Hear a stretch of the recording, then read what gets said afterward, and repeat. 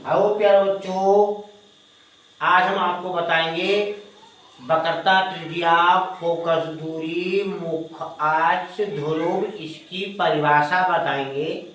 ये बोर्ड परीक्षा में बहुत आती है और इसको जानने के लिए आप डायग्राम बनाना। जैसे हमने ये बनाया है एक डायग्राम। अब ये हमारा खोखला एक गोला है और खोखले गोले के ही दर्पण बनाए जाते हैं। अब इसके एक तल पर हमने पालिश कर दी, इसके एक तल पर हमने पालिश कर दी और तो ये जिधर पालिश कर दी तो उसके अंदर जो हमारा अंदर का दबा हुआ भाग है ये हमारा परावर्तक तल हो गया। जैसे किसी दर्पण में एक तरफ पालिश होती है तो उसका परावर्तक तल जो जिधर कितनी सतह होती है उधर से ही प्रकाश का परावर्तक होता है। तो ये हमारा परावर्तक तल हो गया और ये मध्य में जो भाग है ये हमारे सिरे हो गए M1 M2 M1 M2 और उसके मध्य वाला, मध्य मतलब बीच में है, बिल्कुल बीचों बीच में, इसलिए वो मध्य वाला भाग हो गया है, मध्य वाला भाग P। और इससे एक रेखा हमने खींच दी, इस रेखा को हम मुख्य अक्ष रेखा बोलते हैं। अब इसकी परिभाषा हम कैसे ध्यान रखेंगे, डायग्राम तो आप बना लेंगे, गोला बना लिया और इसके एक परावर्तक तल बना दिया, एक तरफ इसकी पालिश कर दी। अब यही पालिश अगर अंदर होती, अब ये तो बाहर वाले उभरे हुए तल पर हमने जो है उसको पालिश कर दी तो ये हमारा अवतल दर्पण हो गया और दबे हुए तल पर पालिश करते तो वो उत्तल दर्पण हो जाता। अब इसकी परिभाषा जैसे ध्रुव है, अब ध्रुव की हम परिभाषा, पहले ध्रुव की परिभाषा के लिए, ध्रुव हमारा यहाँ है, ध्रुव हमारा यहाँ है यानी मध्य में। अब ये हमारा पूरा खोखला बेलन है और ये हमारा अंदर वाला है परावर्तक तल है। तो बस इसी से परिभाषा बना लेंगे, कोई दिक्कत नहीं। कैसे बनाएंगे देखिए, पहले हम ध्रुव लिखेंगे, ध्रुव की परिभाषा। तो अब ध्रुव कहते हैं ये हमारा गोली दर्पण, तो गोली दर्पण है परावर्तक तल, परावर्तक तल पूरा यहाँ से यहाँ तक परावर्तक तल है। तो गोली दर्पण के परावर्तक तल के मध्य बिंदु, ये मध्य बिंदु है, गोली दर्पण के परावर्तक तल है। तो इस गोली दर्पण के परावर्तक तल के मध्य बिंदु को ध्रुव कहते हैं, मध्य बिंदु को ध्रुव कहते हैं।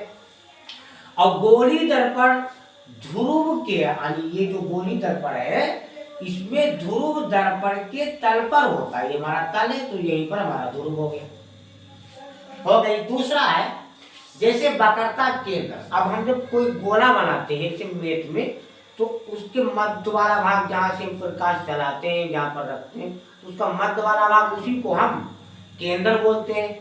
लेकिन यहाँ है वक्रता केंद्र की, दर्पण है ना, तो दर्पण में वक्रता केंद्र उसको हमने सी मान लिया, मध्य वाला भाग, तो मध्य वाला भाग केंद्र होता है। लेकिन यहाँ दर्पण है तो हम दर्पण का केंद्र बोलेंगे यानी वक्रता केंद्र बोलेंगे।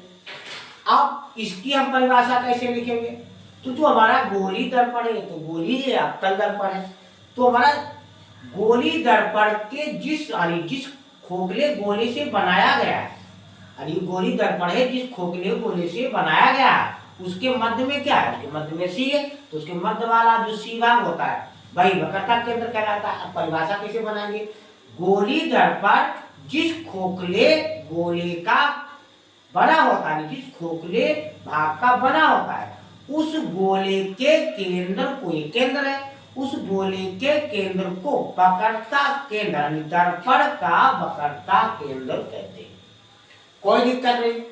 अब आ गया वक्रता त्रिज्या। अब त्रिज्या भी यही, अब त्रिज्या क्या हो गया, गोली दर्पण, अब त्रिज्या ये है हमारी, जिसे हमारी पीसी जो है त्रिज्या है, पीसी त्रिज्या।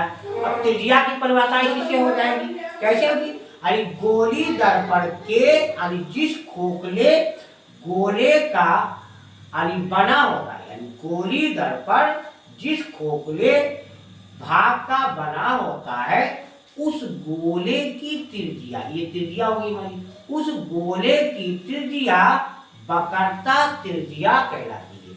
अब वक्रता त्रिज्या यहाँ कितनी, यानी पीसी, यानी वक्रता त्रिज्या बराबर पीसी हमारी वक्रता त्रिज्या है। दूसरा है मुख्य अक्ष। अब ये हमारी रेखा मुख अक्ष है, यानी बीच से अक्ष मतलब रेखा खींच दी गई बीच से। अब इसकी हम परिभाषा कैसे लिखेंगे? तो जैसा इसमें बना है उसी हिसाब से इसकी परिभाषा लिखेंगे। मुख अक्ष में क्या लिखेंगे? अरे गोली दर्पण के, ये तो हमारा ध्रुव है, ये गई कहाँ से? अब हम इसमें देखना है कहाँ से ये होकर के गुजरी है। ये मुख रेखा जो है, मुख अक्ष रेखा इसको बोलते हैं, ये कहाँ से होकर के गुजरी है? गोले में। अब दिल्ली बम्बई से थोड़ी आई है, तो इस गोले में देखेंगे कहाँ से आई है मुख अक्ष रेखा। तो ये पी सी ए या ए सी पी, अरे पी से इधर आ गई, अब ऐसे करो तो इधर आ गई। तो हम परिभाषा कैसे बनाएंगे?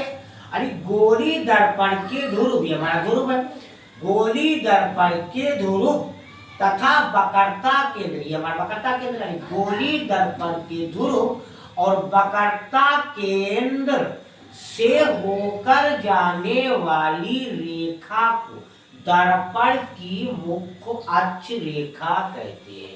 यानी ध्रुव और वक्रता केंद्र सी से, इसी से तो होकर आ रही है, इसी से तो होकर आ रही है, और कहीं से तो नहीं जा रही। यानी ध्रुव तथा वक्रता केंद्र सी से होकर जाने वाली रेखा को मुख्य अक्ष रेखा कहते हैं। अब मुख्य अक्ष रेखा क्या है? तो मुख्य अक्ष रेखा बराबर ACP या बराबर PCA, क्योंकि इधर से करोगे तो ऐसे चली गई, अब इधर से लाओगे तो ऐसे आ गई। तो ACP या बराबर PCA एक ही बात है, ये मुख्य। अब है मुख्य फोकस, यानी दर्पण का जो मुख्य फोकस होता है वो कहाँ से बनता है? अब देखिए ये हमारा मुख्य अक्ष है, तो रेखाएं जाएंगी तो मुख्य अक्ष के समांतर ही जाएंगी, ये हमारा मुख्य अक्ष है। अब इसी में हम समझिए, जैसे मान लिया इधर से रेखा गई, सीधी प्रकार की रेखा, अब इधर से गई यहाँ टकरा गई, इधर से गई यहाँ टकरा गई। अब टकरा गई उसके बाद क्या होगा? परावर्तन होगा। अब परावर्तन होगा तो वो ऐसे टकरा चली गई, ये वाली ऐसे आ गई, तो कहाँ पर मिली? अब मान लिया यहाँ पर मिली, यही हमारा फोकस है। तो परिभाषा कैसे लिखेंगे मुख्य फोकस की? तो गोली दर्पण के, अब हमारा गोली दर्पण था, तो किधर से किसके समांतर जाएंगे रेखा? भैया ये मुख्य अक्ष है, इसी के समांतर जाएगी, यानी बराबर। तो गोली दर्पण पर मुख्य अक्ष के समांतर, मुख्य अक्ष के समांतर ये रेखाएं, ये मुख्य अक्ष है। अभी हमने आपको परिभाषा बताई। तो गोली दर्पण के मुख्य अक्ष के समांतर प्रकाश की आपतित किरणें, यानी आकर के अब आपतित हुई है, पहुंची, फिर ये परावर्तित हुई। तो आपतित किरणें दर्पण से परावर्तन के बाद, ये परावर्तन हुआ, यानी परावर्तन के बाद या पश्चात जिस बिंदु पर मिलती है, मान लिया यहाँ मिली, तो वह बिंदु दर्पण का फोकस यानी मुख्य फोकस कहलाता है। बच्चों कोई इसी डायग्राम से बना के आप लोग परिभाषा बना लें। लाइक और सब्सक्राइब